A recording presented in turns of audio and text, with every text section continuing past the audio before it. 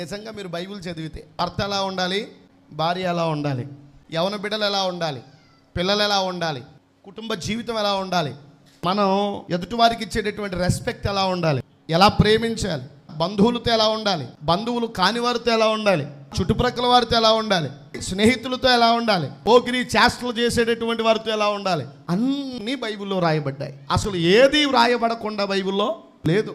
ఏది రైటో వ్రాయబడింది, ఏది రాంగో వ్రాయబడింది. బైబిల్ చదివి నీకు కళ్ళు మూసుకుపోతే నేనేం చెప్పను? నీ కళ్ళు గుడ్డివైతే ఇక్కడ వినేటప్పుడు కూడా నీ చెవులు చెవిటివైతే, నీ కళ్ళు తెరవబడిన కళ్ళు అయితే చదివేటప్పుడే నువ్వు సరి చేయబడతావు. చదివేటప్పుడు నీకు సత్యవార్థం కాలేదంటే చెప్పినా నీకు వినపడదు. ఎందుకంటే నీ చెవిలో పెద్ద పెద్ద క్యారెట్లు పెట్టుకుని వస్తావు.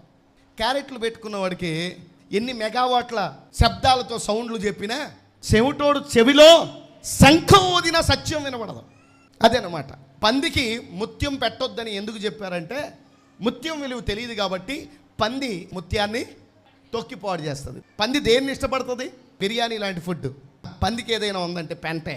నువ్వు బిర్యానీ తెచ్చినా ఇష్టంగా తిందేమో కానీ పెంటను చూపిస్తే మాత్రం లొట్టలు వేసుకుంటూ మరి తినేస్తుంది. గమనించాలి, పంది వంటి క్యారెక్టర్ కలిగినటువంటి మనుషులు ఉంటారు. అలాంటి వాళ్ళకి మంచి గిట్టదు, మంచి పట్టదు, మంచి నచ్చదు, మంచి బుర్రకి ఎక్కదు. మంచి ఎంత స్పష్టంగా చెప్పబడుతున్నా దాన్ని అసలు గ్రహించరు. కారణం ఏంటంటే ఆ స్వభావమే పందికున్న స్వభావం.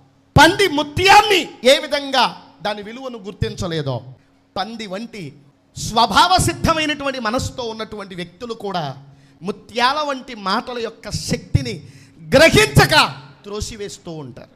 అలాంటి వ్యక్తుల బుర్రకి సత్యం ఎంత గట్టిగా నొక్కి ఒక్కాడించి చెప్పినా కక్కేస్తానే ఉంటారు. ఈరోజు సత్యవాక్యాన్ని ఎవరైతే హృదయంలోనికి చేర్చుకుని ఆ ప్రకారంగా జీవితాన్ని కట్టుకోవడానికి, క్రమబద్ధీకరించుకోవడానికి, చక్కబెట్టుకోవడానికి, దిద్దుకోవడానికి, మార్చుకోవడానికి, మనసు దేవుని వాక్యానికి అప్పగించుకోవడానికి ఎందరూ సిద్ధపడతారో అలాంటి వారందరి కుటుంబాలు, జీవితాలు ఈ సమాజానికి మేలుకరంగా ఉంటాయి, ఈ సమాజానికి మాదిరికరంగా ఉంటాయి.